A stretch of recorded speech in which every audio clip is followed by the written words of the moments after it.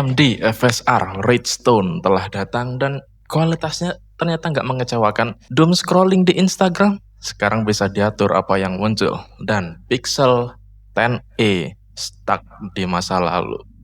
Oke, selamat datang di Beritek, di mana aku akan membawakan berita-berita terbaru di dunia teknologi. Dan yang pertama adalah AMD FSR Redstone yang akhirnya telah datang. Setelah diumumkan di Computex tahun ini, akhirnya FSR Redstone ini telah datang di GPU seri RX 9000 atau RDNA 4. Nah, Redstone ini menambah fitur-fitur baru yang ada dari FSR 4 seperti FSR Frame Regeneration yang sekarang menggunakan Machine Learning, dan FSR Ray Regeneration, denoiser yang berbasis neural network yang meningkatkan kualitas ray tracing.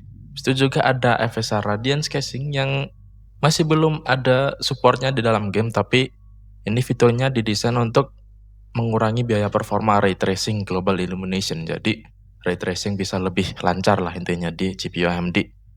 Dan ini fiturnya masih belum ada, tapi udah ada SDK-nya untuk developer biar mereka bisa implementasi fiturnya.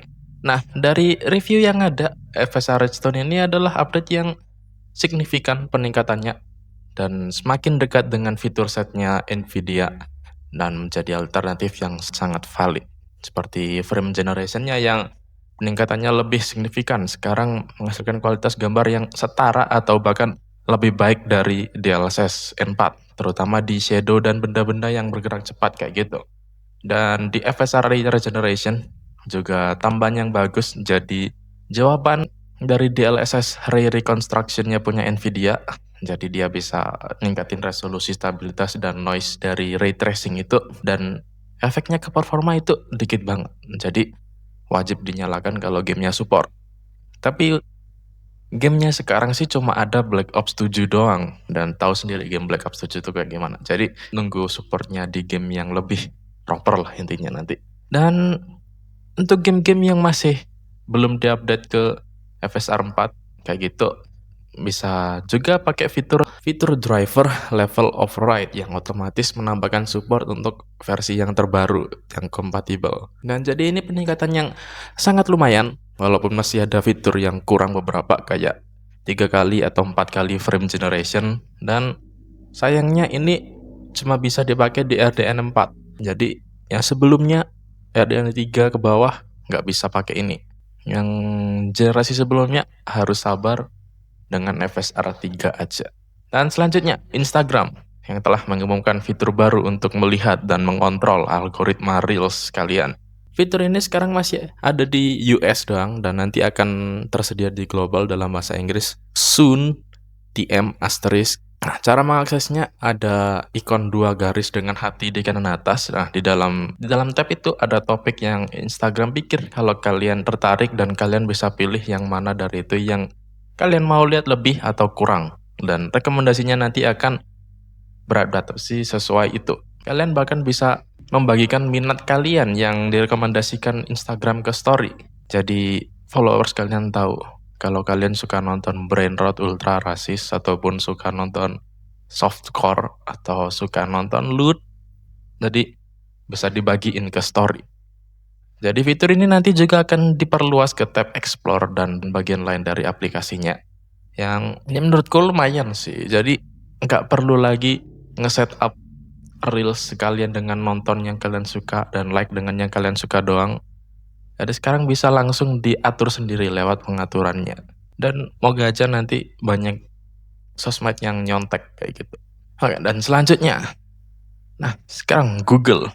Jadi Google tidak pernah mengecewakan kalau dalam perihal membuat kecewa dengan Google Pixel 10a yang kurang lebih Pixel 9a dengan skin baru dan nama baru doang. Jadi Evan Blass telah membagikan sertifikasi Verizon, dan di sana ada speknya.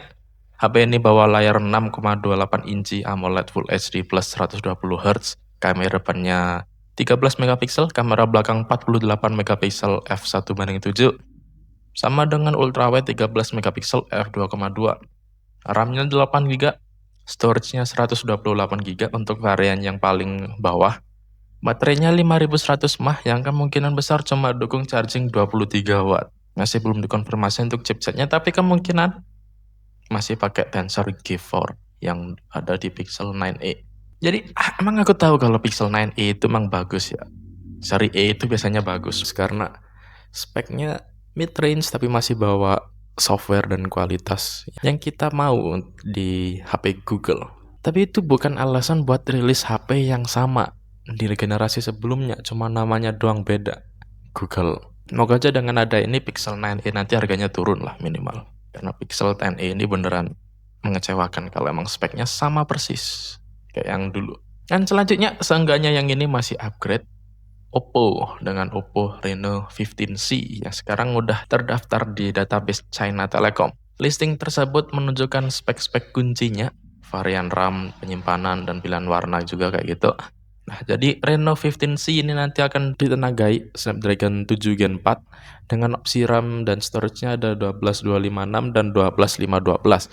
Nah, HP ini akan menggunakan layar 6,59 inci AMOLED, resolusinya 1.5K yang dapat mendukung 120 Hz.